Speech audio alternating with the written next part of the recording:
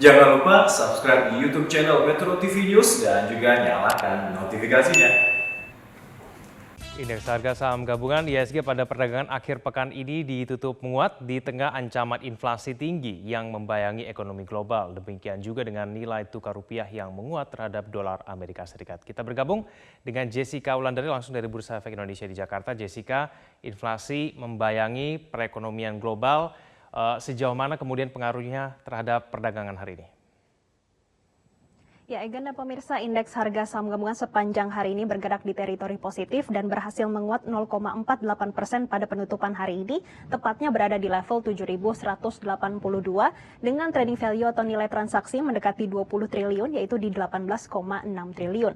Egan dan pemirsa, ada sejumlah sentimen yang mempengaruhi pergerakan IHSG pada hari ini.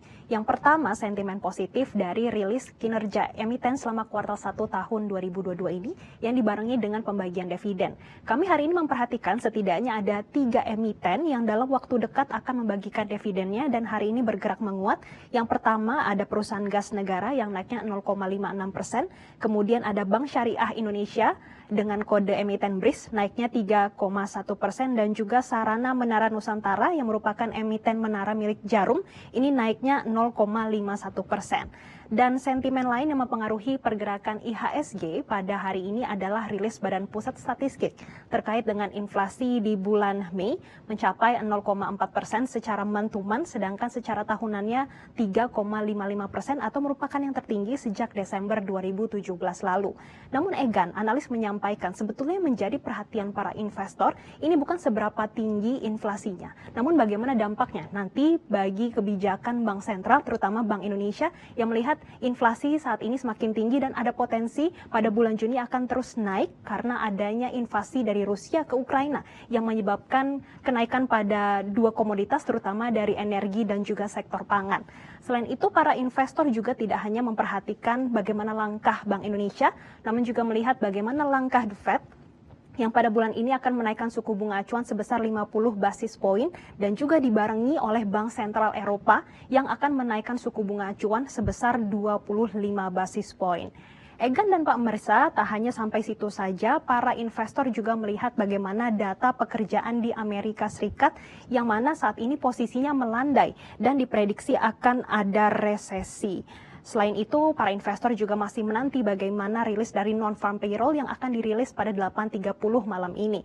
Dan untuk pergerakan IHSG, pekan depan akan di level 7.117 hingga 7.209. Egan. Jessica, apakah inflasi juga turut berpengaruh terhadap nilai tukar rupiah dan harga komoditas? Ya, Egan dan pemirsa, kalau kami pantau pergerakan nilai tukar rupiah pada hari ini tidak banyak dipengaruhi oleh adanya inflasi sebesar 3,5% secara tahunan. Justru yang mempengaruhi adalah sikap investor yang mulai risk on, terutama melihat yuan di Tiongkok yang saat ini menguat, yang juga dikarenakan pemerintah di Tiongkok ini meminta perbankan nasional untuk memberikan fasilitas kredit sebanyak 120 miliar dolar Amerika Serikat untuk pemulihan perekonomian di Tiongkok yang dibarengi juga dengan adanya pembiayaan untuk infrastruktur. Selain itu kami juga memantau pada sore hari ini rupiah berhasil menguat karena indeks dolar melemah yang kami pantau penurunannya 0,14% dan juga yield US Treasury untuk tenor 10 tahun ini di level 0, maksud kami turun 0,48% ke level 2,92%. Sehingga ini juga memperkuat adanya kekhawatiran resesi di Amerika Serikat dan sentimen tadi juga turut mempengaruhi pergerakan harga komoditas yaitu emas. Kalau kami pantau COMEX Gold pada sore hari ini turun 0,13% ke level 1.869 dolar per troy ounce-nya. Sedangkan di satu sisi emas antam pada sore hari ini masih terpantau naik 0,5% ke level 989 rupiah per gramnya. Dan sentimen tadi menyebabkan pergerakan nilai tukar rupiah pada pekan depan diprediksi akan di level 14.420 hingga 14.500. Sementara itu untuk harga minyak mentah dunia WTI dan juga Brent pada sore hari ini sama-sama di level 116 dolar per barrelnya.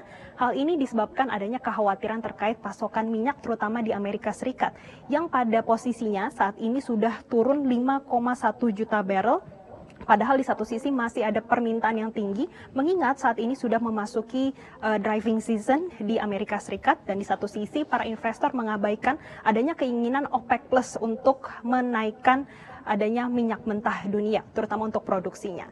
Dan demikian laporan kami dari Bursa Efek Indonesia. Kembali ke Anda, Egan. Baik, terima kasih atas informasinya Jessica Wulandari langsung dari studio Bursa Efek Indonesia di Jakarta.